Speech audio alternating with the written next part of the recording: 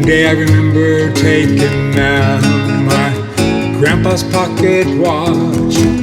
I've been carrying it with me ever since the day he died. This time I was really wondering what time is it? And I could hear my grandpa say, it's time to go to work. You see, no one worked harder than he did.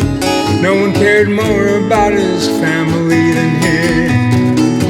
I thought that generation's thoughts would be lost, and I got a hold of Grandpa's pocket watch.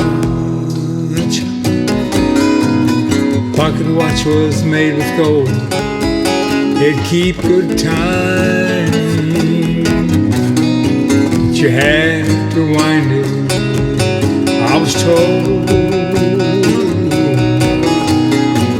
I cannot forget all the things that Grandpa said to me, and that pocket watch still speaks to me, and it reminds me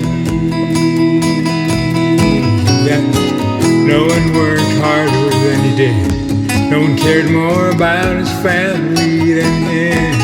I thought that generation's thoughts would be lost, but then got a hold of my grandpa's pocket watch. I got a hold of my grandpa's pocket watch.